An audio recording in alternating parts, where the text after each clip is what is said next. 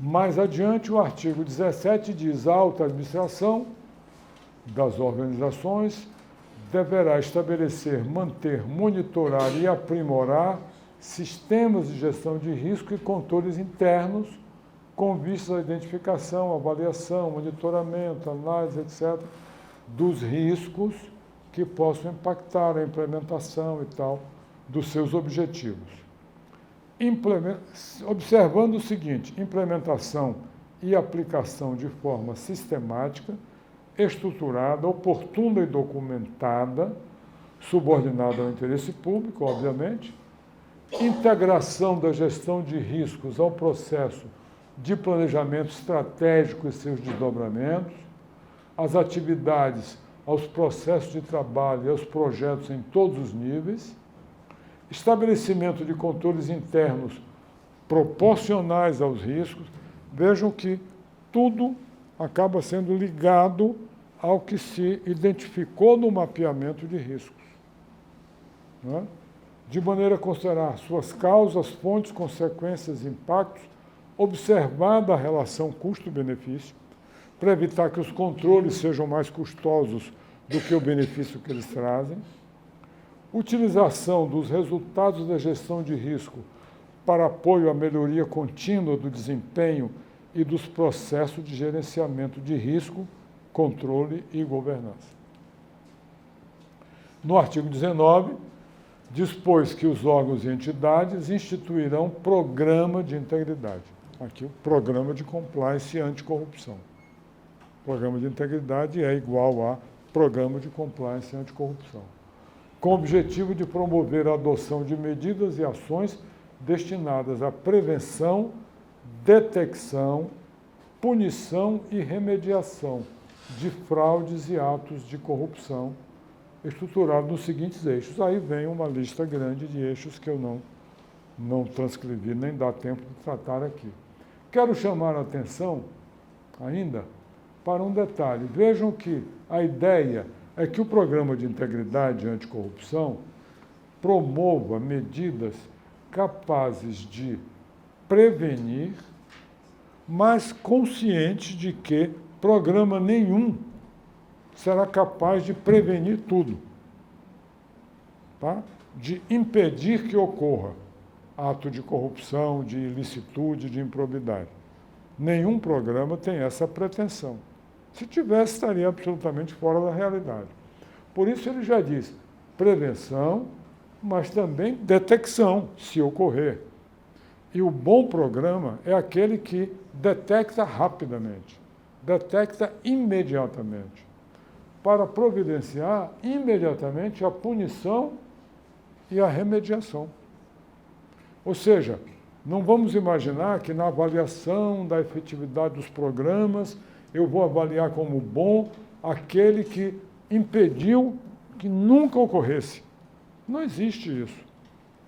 Agora, um bom programa é aquele que impediu a maior parte dos casos, mas em alguns casos não impediu, mas detectou rapidamente, imediatamente, e providenciou as medidas disciplinares cabíveis, encaminhamento ao Ministério Público, ao que seja, para as providências judiciais, se for o caso, aplicação das sanções administrativas imediatas, se for o caso, e remediação, alterando os procedimentos que permitiram que aquilo acontecesse para evitar a repetição, a reincidência dos mesmos problemas.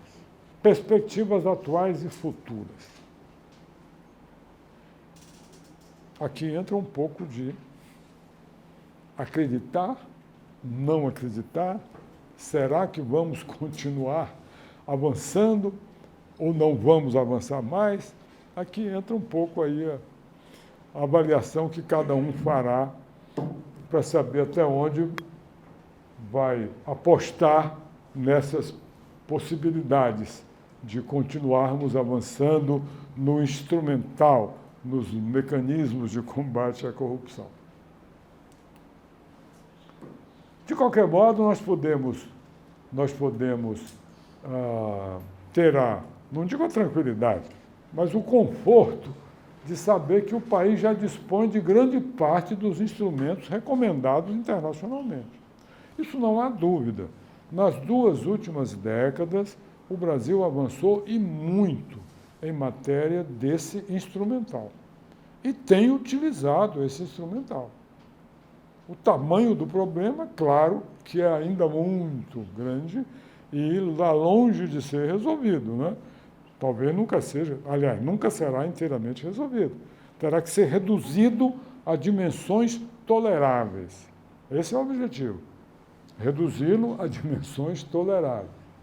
Mas nós já temos grande parte do instrumental. Aquela lista de normas e de instituições que o Brasil já construiu, não é importante. Agora, há alguns aspectos e áreas que exigem atenção, outras que exigem complementação ou aprimoramento. Eu aqui vou apenas exemplificar com algumas dessas.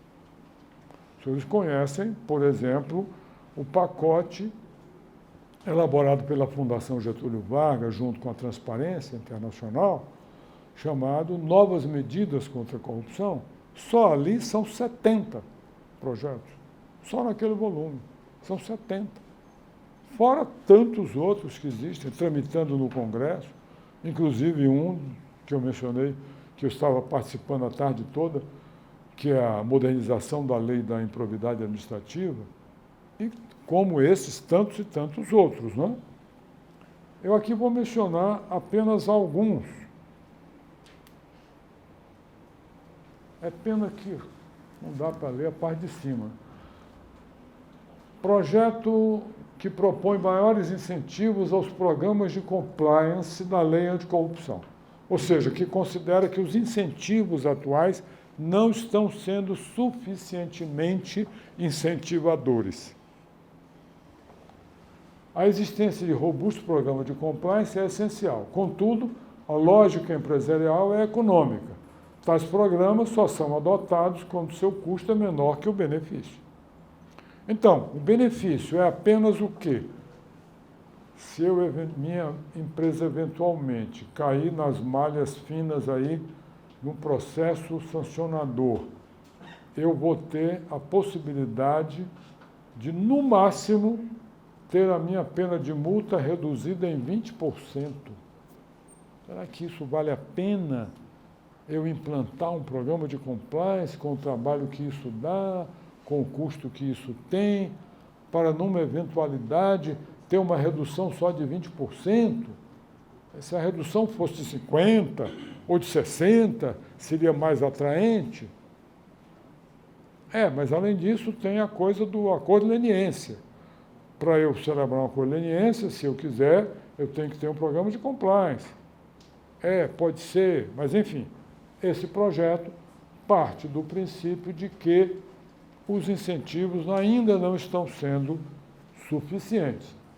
Para incentivar mais, seria preciso aumentar o desconto econômico, quer dizer, aumentar o incentivo, mas também ampliar a gama de punições. Esse projeto é baseado no entendimento de que é preciso ampliar os incentivos, mas ampliar também a sanção. Fazê-la maior ainda, mais pesada ainda. Propõe, então, como possível sanção administrativa e judicial, a declaração de inidoneidade e a consequente proibição de contratar com o poder público por 3 a 5 anos. Alguém dirá, não, já tem isso. Sim, tem isso, mas tem na lei de licitações. É outra coisa. Só aplicável para ilícitos de licitação e contrato. Para outros ilícitos de corrupção, não tem declaração de inidoneidade. Tá? Além do que, não é aplicável pela própria pessoa jurídica. É aplicável, nos termos da Lei 8666, pelos secretários estaduais, municipais e tal. Então, essa é uma. Criam-se também sanções judiciais novas, como proibição de obter parcelamento de tributos federais. Nesses programas de refis, de PERT, que saem periodicamente, a empresa estaria impedida de aproveitar-se disso. Cancelamento de incentivos fiscais ou subsídios, que talvez seja o que mais amedronte as empresas, essa última proposta aqui desse projeto. Tá? Agora, nos incentivos, aumenta como? Um programa de integridade levaria não só a redução da multa, mas também redução do prazo de inidoneidade. É um belo incentivo também. A redução, por sua vez, poderia chegar a 50%, e não só a 20%, caso o ato lesivo seja detectado em tempo hábil e comunicado às autoridades pela empresa antes de ser descoberto pelo poder público. Nesse caso, a empresa deverá disponibilizar as provas, comprovar o bom funcionamento do programa e tal, para obter o desconto máximo, 50%. Nos casos em que detectou ou impediu o ato lesivo, a redução é de 25%. Né?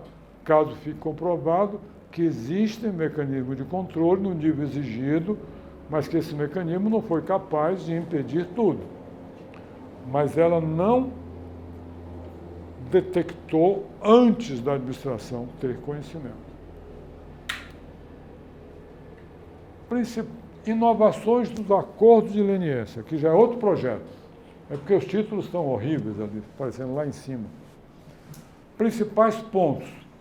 Como todos sabem, os acordos de leniência têm sido importantes, têm sido celebrados alguns, mas estão ainda, eu diria, muito mal disciplinados, gerando situações de absoluta insegurança jurídica para as empresas interessadas. Porque elas podem celebrar uma acordo de leniência com um órgão e no dia seguinte serem punidas pelo outro. Porque não há obrigatoriedade de nenhuma coordenação entre os órgãos. Né? Há alguma coordenação entre a CGU e a AGU, porque, por características pessoais, as pessoas se entenderam e se articularam. Mas não se pode ficar dependendo só das pessoas. É preciso algo institucional. Né? Então, na minha opinião, é preciso uma legislação bem mais robusta e completa sobre a acordo de leniência do que nós temos hoje.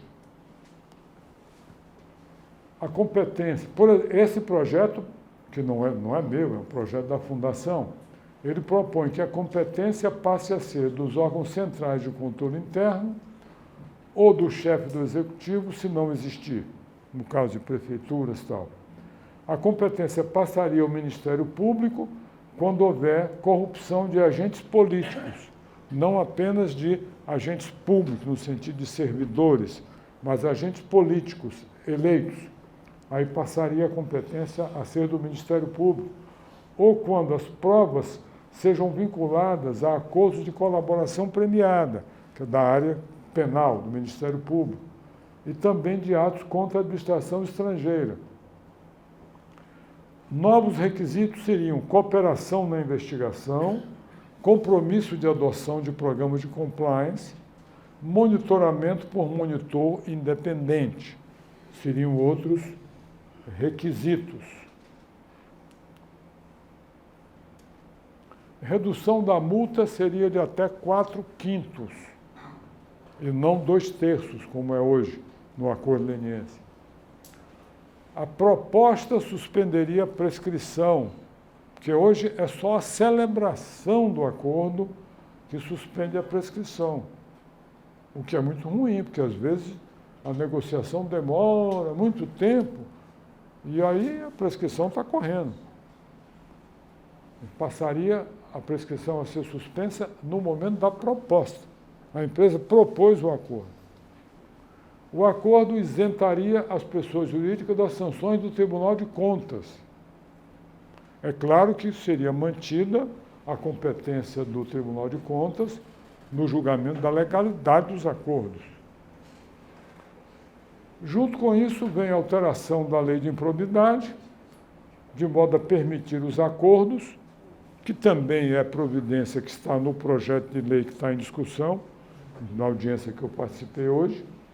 A competência é do Ministério Público ou do ente público interessado, portanto, bem melhor do que o projeto lá, que restringe a competência ao MP. Será só do MP nos casos da lei anticorrupção. Esse aqui, nem o título dele aparece. É regulamentação do lobby. Então, por favor, considerem que está escrito aqui projeto de regulamentação do lobby. O lobby é uma forma legítima de atuação dos mais variados setores da sociedade, sindicatos, empresas, ONGs. A falta de regulamentação, entretanto, gera problemas, considerando os desafios éticos dessa interação. Óbvio, né? Os riscos dessa interação são muito grandes. Por isso, propõe-se regulamentação do lobby para conferir a essa atividade a transparência e a probidade necessárias e garantir a lisura das interações desses atores com as autoridades públicas. Olha, projeto de regulamentação do lobby, eu conheço desde... Muitos aqui acho que nem conhecem, nunca ouviram falar. Lembram do senador Marco Maciel? Lembram? Os mais velhos lembram. Os mais jovens talvez não. Senador Marco foi vice-presidente da República. PFL, não é PSL, é PFL. Democratas. Foi vice-presidente da República. E foi senador durante várias legislaturas. O primeiro projeto de regulamentação do lobby foi esse senador que apresentou em 1989. Em quantos anos? 89 para cá? 30 anos. Faz exatamente 30 anos que foi apresentado ao Congresso o primeiro projeto para a regulamentação do lobby. Até hoje não saiu. De lá para cá teve muitos e muitos outros. O da arbitragem foi dele também, mas saiu, né? Saiu, pois é verdade, bem lembrado, bem lembrado. Tem muitos outros projetos mais recentes, mais completos, um inclusive do deputado Carlos Zaratini, muito bom, mas enfim, até hoje não temos. Mas é importantíssimo, né? O projeto define o lobby, determina medidas específicas para os órgãos sobre os quais recai essa atividade, estabelece regras para os entes privados que buscam essa relação e buscam influir no processo de tomada de decisão, prevê o registro público dessas interações, né? Audiências, tal, formulário para pedir audiência, tudo isso publicamente. Determina que os agentes de relações governamentais, que é o nome oficial do lobista, né? Que lobista ganhou uma conotação criminosa, né? Os agentes de relações farão credenciamento, terão que se credenciar perante o órgão ou entidade responsável, estabelece quarentena de 24 meses para quem exercer um cargo público eletivo, efetivo ou em comissão ou emprego permanente, antes que possa exercer atividade relacionada com o órgão onde exerceu suas atribuições, proíbe o credenciamento de quem tenha sido condenado por corrupção ou improbidade, prevê a obrigação para esses agentes de elaborarem relatório anual de suas atividades, natureza das matérias tratadas, seu interesse e os seus rendimentos. Pessoas jurídicas também. Estabelece rol de punições para quem atuar em desacordo com esse regulamento, incluindo advertência, multa, suspensão do registro de habilitação. E um código de ética que não seja em coreano, né? Sim, pelo menos traduzido para o português. Pelo menos.